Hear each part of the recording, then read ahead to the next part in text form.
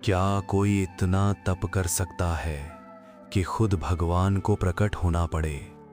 क्या कोई अपने लक्ष्य के लिए सब कुछ त्याग सकता है, यहाँ तक कि खुद को भी? ये कहानी है माँ ब्रह्मचारिणी की, तप, त्याग और अटूट संकल्प की सबसे महान कथा।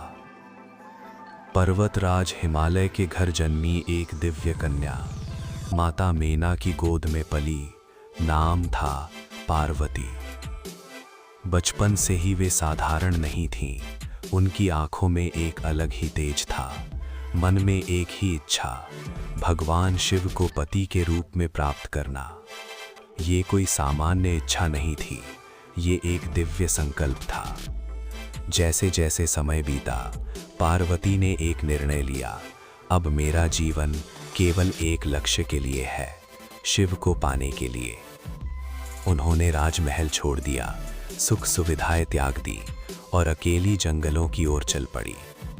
अब वे सिर्फ एक राजकुमारी नहीं थीं, वे बन चुकी थीं एक तपस्विनी, माँ ब्रह्मचारिणी। उनकी तपस्या सामान्य नहीं थी, ये मानव सीमा से परे थी। हजारों वर्षों तक सिर्फ फल खाकर जीवित रहीं, फिर सिर्फ पत्तों पर निर्भर रहीं और एक दिन पत्ते भी छोड़ दिए, तभी नाम पड़ा अपर्णा। अंत में सिर्फ जल और फिर वायु पर जीवन। उनका शरीर कमजोर हो रहा था, लेकिन संकल्प पहाड़ से भी मजबूत। उनकी साधना से देवता विचलित हो उठे, प्रकृति शांत हो गई, पूरा ब्रह्मांड उनकी तपस्या के सामने झुक गया। लेकिन हर महान लक्ष्य की तरह यहाँ भी परीक्षाएं थीं। ऋषि मुनि आए, हे देवी, ये मार्ग बहुत कठिन है, लौट जाओ। देवताओं ने भी उनकी परीक्षा ली, लेकिन उन्होंने सिर्फ एक बात कही, मेरा संकल्प ही मेरी शक्ति है, और वे अडिग रहीं।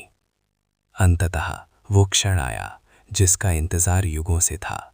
आकाश में एक दिव्य प्रकाश फैला और सामने प्रकट हुए स्वयं भगवान शिव।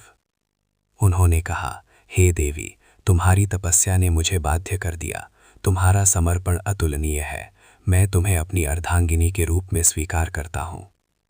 इस प्रकार पार्वती का संकल्प पूर्ण हुआ और उनका विवाह भगवान शिव से हुआ। अब वे केवल पार्वती नहीं रहीं, वे बन गईं शिव शक्ति।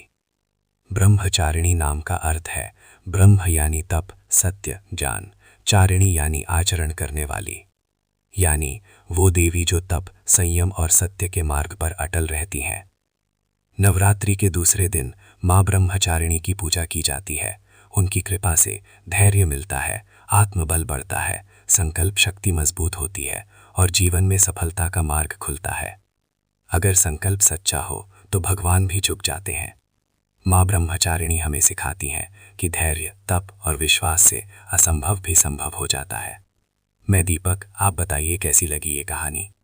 अगर आपको ये कहानी पसंद आई हो तो लाइक, शेयर और सब्सक्राइब ज़रूर करें और ऐसे ही और कहानियों के लिए जुड़े रहें।